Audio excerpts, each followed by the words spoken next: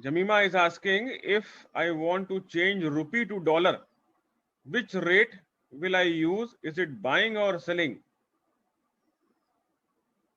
You have to change rupee into dollar.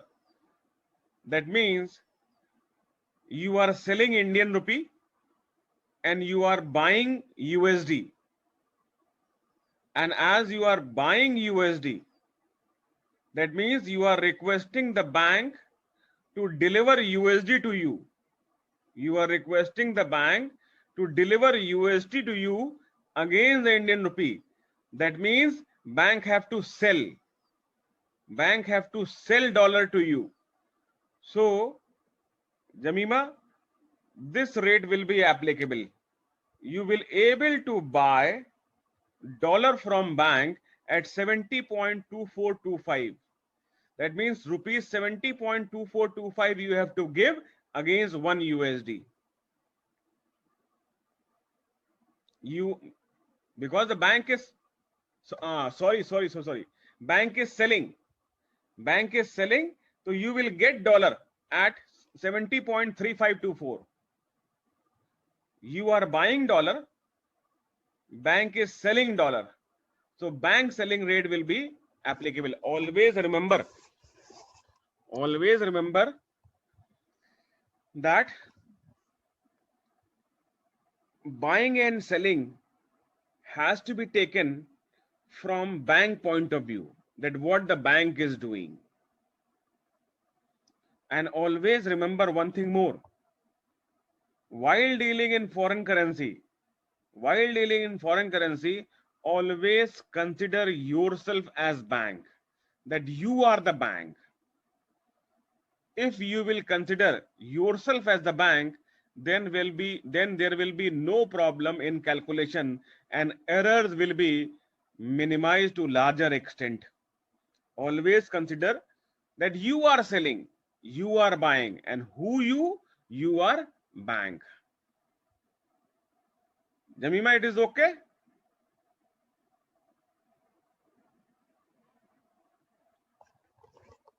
Jamima? Okay, she writes something more. Yes, sir. Okay. What are the factors which affect the value of currency of different currency? Karan, you were supposed to attend my lecture yesterday. We have discussed the various factors which brings fluctuation in the exchange rate. And when you talk about the value of currency of different countries, that means in terms of Indian rupee only. That means Indian rupee only. That means all those factors which we have considered yesterday with respect to forward margin, they will be considered, like the bank interest rate, the political condition, demand and supply, national income, geographical conditions, natural conditions, all these factors will be there. And among all, the major factor is the interest rate of the two different banks. That what is the rate that is prevailing in the foreign market, the currency in which you want to deal, and what is the rate that is available in your home market with respect to bank. That will be the major deciding factor. This we have discussed yesterday, Karan, right? Okay. One thing more.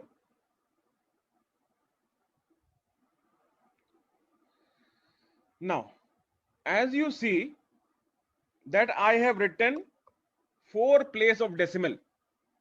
Always remember, while making the balance sheet in terms of rupee, we make 2 place of decimal. But while we deal in foreign currency, always 4 place of decimals are being used. That means the currency conversion rate has to be represented 4 place of decimal, not 2 place of decimal. The reason being, as you see that 1 USD is equal to 70 rupees, that means the difference is very high. It is 70 times. The difference is very means 1 unit of USD equal to 70 units of Indian rupee. So as 1 unit is having a greater impact, that is why if we will use 4 place of decimal, then I suppose the impact will be neutralized. Because if we take only 2 place, that means 3-5. If we take only 3-5, then this is the loss either the bank or the customer has to bear, keeping in mind whether it is a buying or a selling transaction. That means 0.0024. 0.0024 will be the loss to the either party. So that is why universally a concept has been taken that while we deal in the foreign currency, we have to take up 4 place of decimal.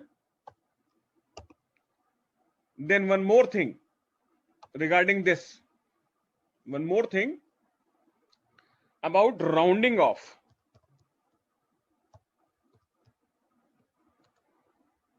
About rounding off. While making our Indian financial statement, we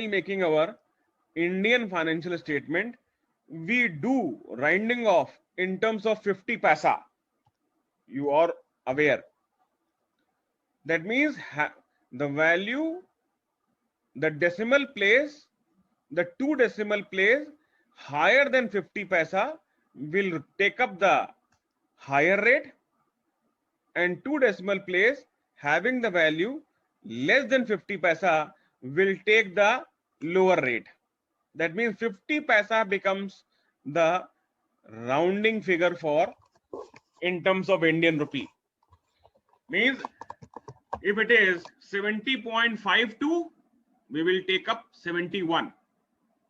If it is 70.48, we will take 70 only. In this way, rounding off goes up. But when we are taking about foreign currency, always remember rounding off is done in the multiple of.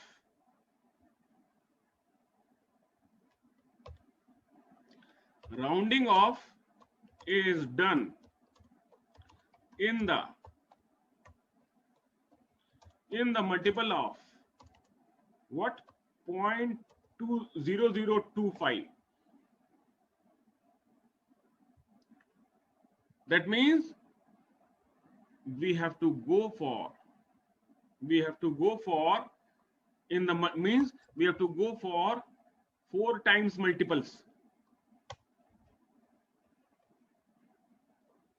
0.0050, then we said 0.0075, and next we can say as 1.0000 in the multiple of 0.0025. That means if the value is, so I was saying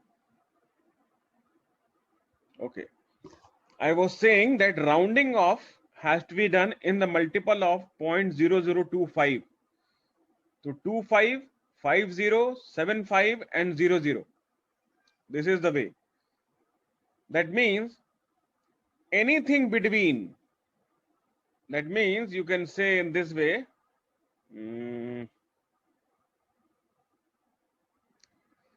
like it is written, the above rate I take.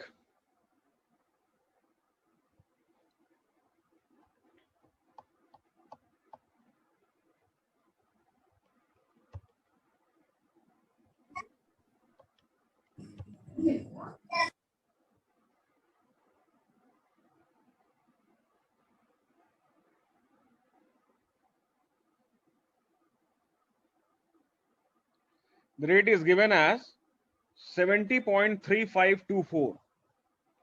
That means it is in between. It is in between 0000. It is in between this and this.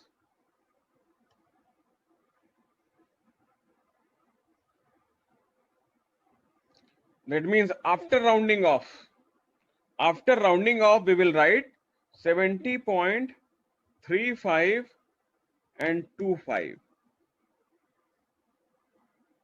This will be your rate after rounding off. Always remember, from 0 to 25, from 0 to 25, 12.5, you can say as 12 or 13. This is the middle in between. So anything less than 12 will take the lower side, and more than 12 will take the higher side. That means if the rate is 70.2403, and after rounding off, the rate will be 70.2400.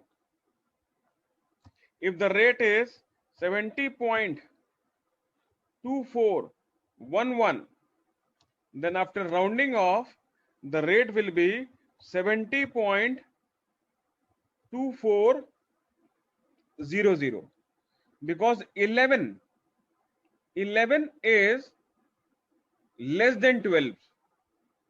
Because when we say 50 paisa as the middle figure of rupee 1, in this way, when we are taking 25 in between 12.5, that means anything less than 12.5 or 12 we can say as lower value, and anything higher, and if the rate is 70.2413, then the rate except after rounding off will be 70.2425.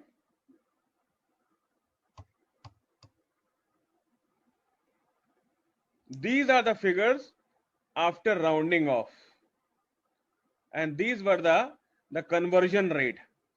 But when we convert, then we go for rounding off, and we go for rounding off. Always remember, in the process of conversion,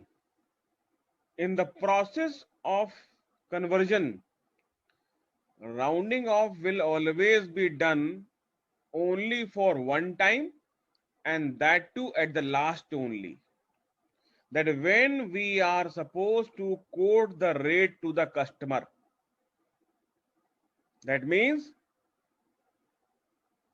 the bank has quoted the rate, the bank has considered the forward margin, the bank has considered the exchange margin, and when the bank is trying to quote the final rate to the customer, before quoting the final rate to the customer, the bank will go for rounding off, and then the rate will be quoted to the customer. That means it is not so that rounding off will be done at forward margin, then second rounding off will be done at exchange margin, and third rounding off will be done when quoting to the customer. No, only one time rounding off will be done, and that too at the last, before quoting the rate to the customer. Always remember, this rounding off also plays an important role, because if you think the transactions which are taking place in terms of crores of rupees, this rounding off can bring the variation in lakhs of rupees. So that is why the rounding off has to be done only one time, and that too at the last. One more thing, everything has been done by the bank here. That means bank is being involved in loading the forward margin. Bank is involved in loading the exchange margin, and bank is only involved in rounding off only. And as we believe the banks are the facilitator to the customer,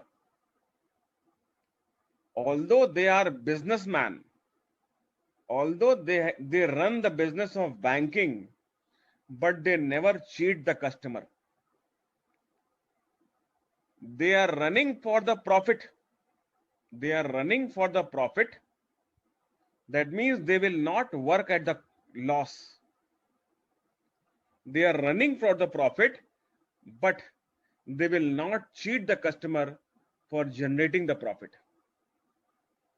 And for that purpose, there are certain guidelines, rules, and regulations which the bank has to obey for all the services which the bank is providing to the customer. So, beyond the rules, beyond the guidelines, the bank cannot operate. Bank is not an independent businessman. Bank is a business. Bank is a company, but registered under some act. There are some regulatory bodies, regulatory authorities who are monitoring each and every transaction of the bank. So always keep in mind that bank is a business company running for the profit, but they will never cheat the customer, because if once they will cheat the customer, automatically they may lose that customer in future. And if this information is there in the market, their good will be at the stake, and that reason can be the reason for the downfall of the bank. So they are generally interested on their commission amount. They get the profit out of the services they are providing or they are extending to their customer. So always remember that bank always try to be transparent with the customer, provide each and every information truly to the customer wherever, whenever it is required. But one thing I have seen practically, that sometime while rounding off,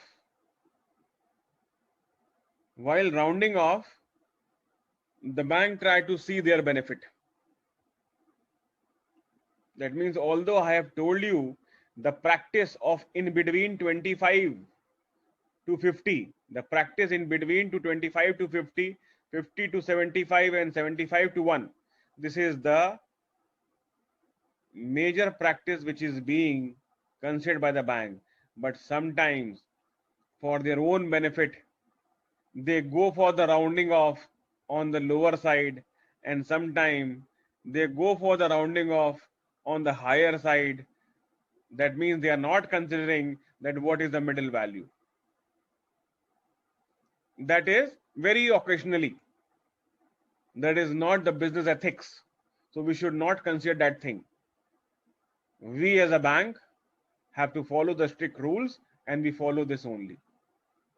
But one more thing, keep in mind, bank will not indulge consciously into that activity which is illegal and which may bring losses to their company. They will always deal in the profitable business only. They work for their commission. They work for their fees for providing commission, for providing or extending services to their customer.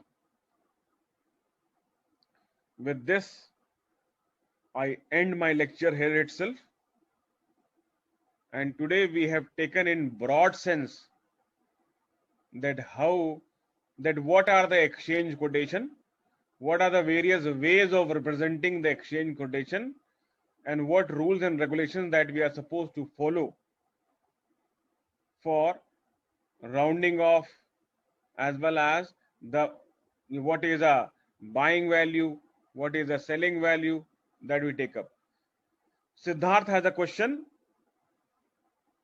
After 0.0078, it should be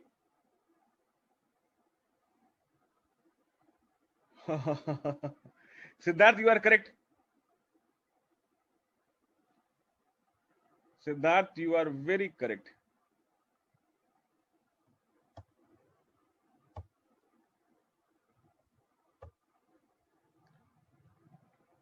It is 100,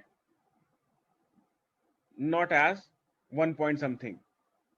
So at the end, I hope you must have understood what we mean by exchange quotation, the two type of quotation that we have discussed today, direct and indirect, and few examples also we have taken. And moreover, we have also discussed that how the rounding of foreign currency has to be done so that we can calculate the whole value at the end itself at every transaction. Thank you, everyone.